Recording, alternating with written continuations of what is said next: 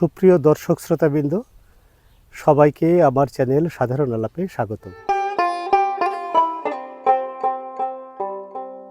আজ আমি আপনাদেরকে নিয়ে এসেছি আত্মাবনগরের ভিতরে। এখানে প্রাকৃতিক সৌন্দর্যের কিছু দৃশ্য আপনাদেরকে দেখাবো, পাশাপাশি এই প্রচণ্ড গরমে আমাদের স্বস্তি এবং অস্বস্তির গল্প বলবো। তো সারা বাংলাদেশে তাপদাহ চলমান রয়েছে এবং এই তাপদাহ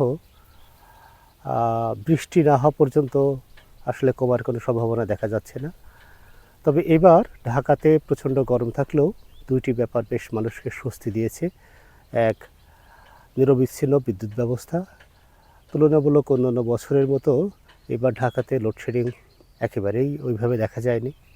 পাশাপাশি এবারকার গরমে বাতাসের গতিটা মোটামুটি প্রায় প্রতিদিনই বেশ ভালো বাতাস হয়েছে।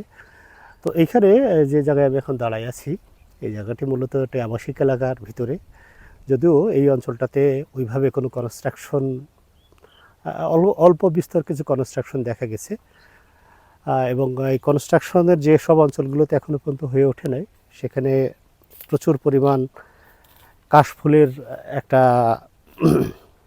প্রস্তুতি তৈরি হয়েছে। এখানে কাশবন দৃশ্যমান, হয়তো খুব তাড়াতাড়ি এখানে ব্যাপক সাদা সাদা ফুলের কাশফুল দেখা যাবে। তো কাশফুলের গাছগুলো আমি আপনাদেরকে দেখাবো, পাশাপাশি এই মুহূর্তে সবথেকে সৌন্দর্য, প্রকৃতির সৌন্দর্য কৃষ্ণচূড়া, সেটাও দেখাবো। তো কৃষ্ণচূড়া এই অঞ্চলের সৌন্দর্যের একটা বড় বৈশিষ্ট্য হিসেবে দাঁড়িয়ে গেছে। আমি এই আবাসিক এলাকার ভিতরে বেশ কিছু কৃষ্ণচূড়ার গাছ দেখলাম। আমি এখন যেখানে দাঁড়িয়ে আছি সেখানেও থোকা থোকা লাল কৃষ্ণচূড়ায় ভরা কিছু গাছ আমি দেখতে পাচ্ছি।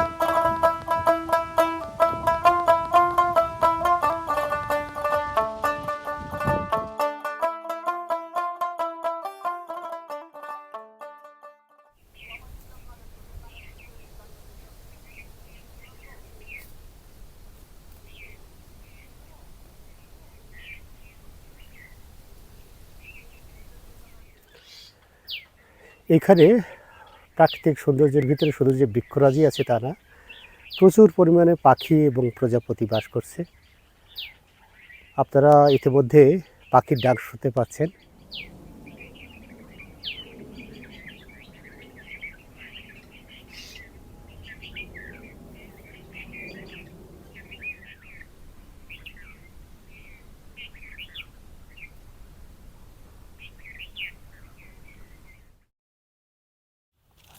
এই মুহূর্তে আমি আছি এক ঝাঁক কাশফুলের ভিতরে, আপনারা দেখতে পাচ্ছেন। তো এই কাশফুলের ভিতরে প্রচুর পরিমাণ প্রজাপতি আছে এবং বিভিন্ন ধরনের পাখির সমারোহ এই অঞ্চলটাতে।